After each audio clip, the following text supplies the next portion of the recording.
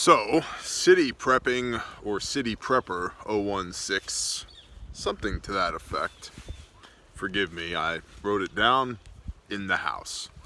Asked a question, which would ergo require an answer. That's how this works. Typically speaking, I answer questions like this on Patreon. Yeah, shameless plug.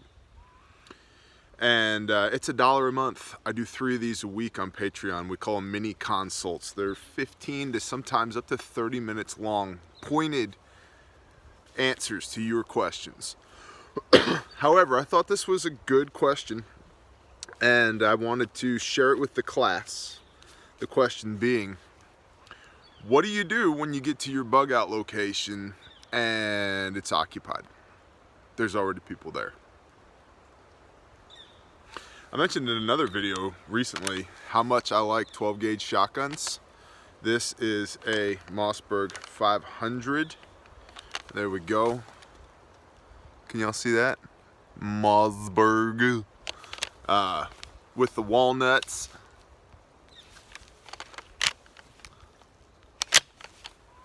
Number 4 shot. And then we have some double-aught buck over here in the pocket. Just cuts. Sometimes you need buck, sometimes you need birdshot. What do you do if you get to your bug out location and somebody's already there already in your bug out location already, and it's, you get all verklempt and mashugana. Well, if somebody's already there, it wasn't really your bug out location anyway, was it? It's just the place you thought you were going. That's a problem. You should figure out how you actually secure that place. Do you own it? Do you control it? Those things are 2 separate things. I can control something and not own it, and I can own something and not control it. And then there's both and neither as well. So there's really four boxes here. Own and control, own and don't control, control but don't own, don't control. So which column are you in? Which box are you in? Because that really affects how you proceed. Own and control, no problems. Own and don't control, big problem. Why are you on my property? Right? Then you do that. I'll be back. Stay here. I'll be back. Right? Or whatever.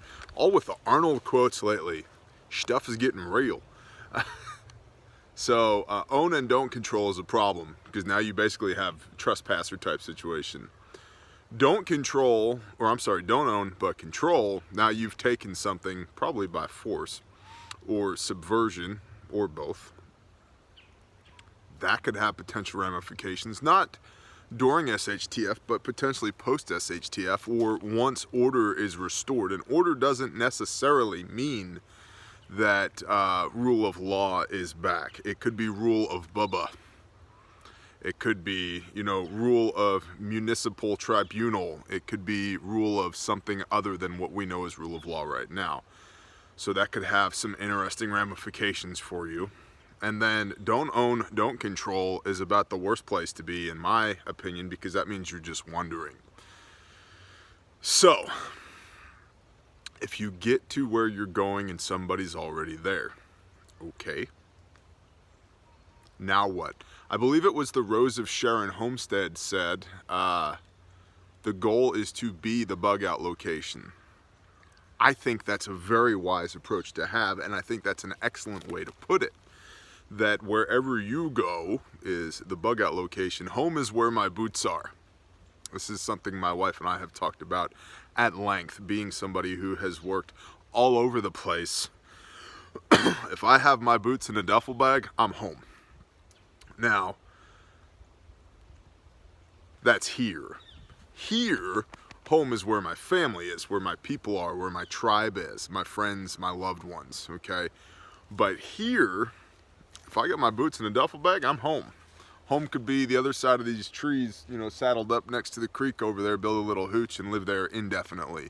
Home can be and has been is some extremely nice accommodation and some extremely poor accommodation, right? Doesn't matter.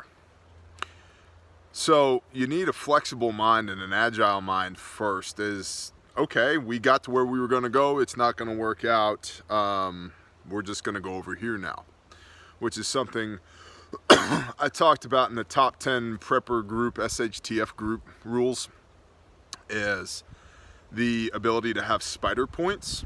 Okay, we can't go here, now we're going here. You should really consider that. But we'll just say, you get to where you're going and somebody's there. Can you take them? Yes, no. If you can take them and you need to take them, take them. And let that be whatever it means to you. Okay? Maybe you go down there with a cornucopia full of, fall gourds and venison meat and some maize, and you take them through kindness or whatever, ... If you can't take them, I'm waiting for a buzzard to fly by. I really am I got my heart set on I need me a buzzard, ASAP. Not Buzzard Roost, because he's awesome. You should go check out his channel, Buzzard Roost. But a buzzard. So if you can take them, take them. If you can't, play nice or avoid the conflict. We also need to get out of this mindset of romanticizing conflict, where we think that we're all going to storm down the hill and fire half a dozen shots and then it's over and nobody really got injured. One stray round can kill you. One stray round in a post-apocalyptic era that is just a flesh wound but gets infected can kill you.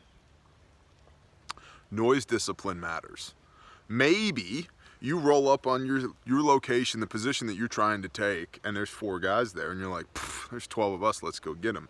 But there's 4 guys there because there's 16 more of them on patrol.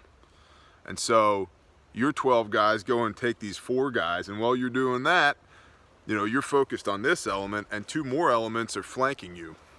This is a basic rule of engagement. You're always being flanked. You should always be maneuvering. If you're focusing this direction, you need to be aware of the fact that somebody over here is maneuvering on you, right? So maybe you take those 4 guys, but in the process of taking those 4 guys, you lose 8 because an element of 16 or a group of 16, 2 elements of 8 are now maneuvering on you. And now you go from 12 guys to 4, and you've got a group of people out in the woods pissed off at you. That's a problem. That's a big problem. One that has major ramifications. I will say this. One of the contingency plans here was if this place was ever lost, you can have it. Take it. Get comfy. Get comfy. I ruck these woods every day. Sometimes in the nights as well. I know it way better than you do. Just as soon as you get comfy, about 3 o'clock in the morning, 03:30, I'm coming back. I'm coming back with my friends. And it's not going to be good for you. That's something to think about as well. There's a lot of tactics and strategery involved here. Now, I'm not advocating that you do violence toward anybody. I'm not. I am advocating that you be extremely wise in your decision making. I think if you can avoid a fight, you should avoid the fight. Because nobody really, other than sociopaths, want to kill another human being. Very few times is it justified that you kill another human being. So I don't think you should operate with the mindset that you're going to do that. Spider points is highly recommended. If I can't go here, now I'm going to go here. So you need to constantly be taking your lines of thinking to their logical conclusions. If then, if then, if then. If not this, then this. I'm going to do this, I'm going to do that, we're going to go here, we're going to go there. You know, okay, this place is not viable. Good. There's another place 6 miles from here that we scouted once upon a time. It's marked on my maps, which I have because I'm squared away and I know how to get there, and I have a compass and maps and I can orient because I know how to do that. I took an orienteering class, or I know land nav or whatever. And the people that we're with have an agile mind and they have a sturdy heart and they're willing to admit that things like this are going to happen. Cool. Now, all that being said, was it Patton that said something to the effect of fixed fortifications are a monument to man's stupidity? Basically what that's saying is it's very hard to defend a static position over a given period of time. Speed, surprise, and violence of action go a long way towards manifesting your goals.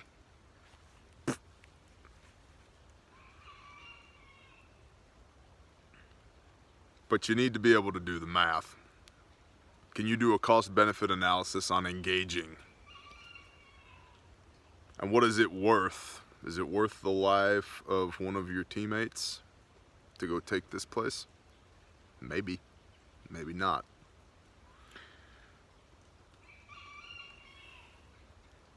I think it really comes back to, do you actually control your bug out location? Which box are you in? Own and control is the best box to be in. Own and don't control, I'd say that's probably the next ideal. Control but don't own has serious ramifications, I think, down the line. And then don't own, don't control, that's a major problem. That's a real problem. So I think it really starts with owning and controlling the property. Again, understanding that they are not the same thing. I mean, I still own property elsewhere right now. Do I control it? Maybe legally, maybe on paper, but I don't control that property right now. For all I know, there's all kinds of nefarious stuff happening on it right now. Who knows? I'm certainly not trying to go there after the balloon goes up as if it's going to be my refuge in the wilderness. So owning it and controlling it are not the same thing. I get a lot of questions a lot of times about how do you control a piece of property? And the short answer is it depends. It really depends on the property, what your skill sets are, how many people you have, what the topography of the land is, what the socioeconomic makeup of your surrounding area is, where you are geographically. It really depends. There's a lot of factors that go into that, to the point that we literally market that service at Prosperity, because it takes a trained eye to look at all of those things and come up with a solution. It's involved.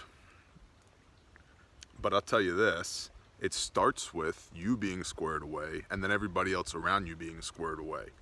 So I would highly encourage you, if you have a group, that y'all get squared away. If you don't have a group, that you get a group and then you get it squared away. And there's lots of videos here regarding group dynamics and dichotomies and getting squared away and getting people on board and learning to talk with people and building context with each other and all of that. So you should do that, because, you know, we talked about this in the Lone Wolf video. You might get me. I'm more than willing to admit that you might get me. You might take me out. There are better men than me who've been killed by lesser things, okay? You might get me. But it's a numbers game. If there's 5 of you and 150 of us, I win. One-on-one? I guess technically it's a coin toss, but that doesn't take into consideration, you know, individual skill sets, characteristics, convictions, proficiencies, tactical operator status, the ability to make this face. The better you are at this face, the higher rate of survival you're going to have after the balloon goes up, obviously. I mean, if you can just totally act like an operator, you're probably going to be fine. Well, if you can make tactical operator faces, you'll be fine. But it really is a numbers game, right? So you're gonna need a group regardless. I would really caution you against trying to take anything by force. I would also caution you against trying to take and hold something that's not yours. That's a problem. Not only legally, morally, ethically, but what happens if you engender... Oh, here comes another one, please. I love America. So what happens if you engender hatred towards your group by taking something that doesn't belong to you?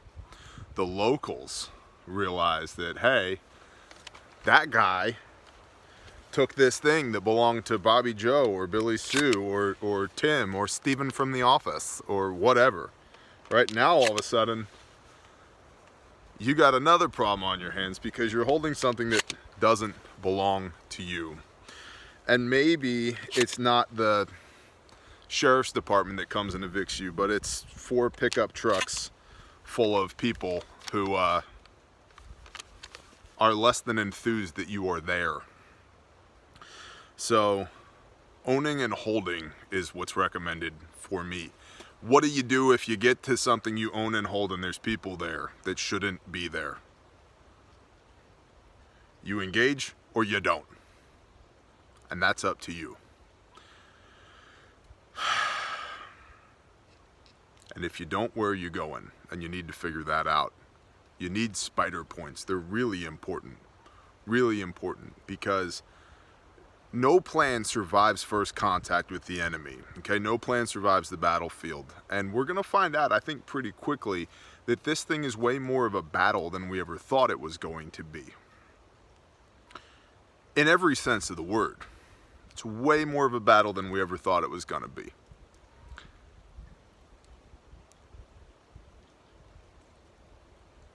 I think you need to be willing to do the hard things, but you need to be wise enough to know when it doesn't make sense to engage. So I know that that's not a great answer. There's no hard and fast rules in there, but man, it all depends. If it's yours, and you can, and you should, take it back. If it's not yours, I'd think long and hard. If it's yours, but you have options, you might consider that. If somebody knocks you off of your throne, your piece of property, and you have to scoot out the side door, you might think long and hard about, how do I take this back? It's a contingency plan for me. Always willing to admit, somebody can come and take this away from me. Yep. Speed, surprise, violence of action. 0330. Probably with a little bit of sideways rain and some wind.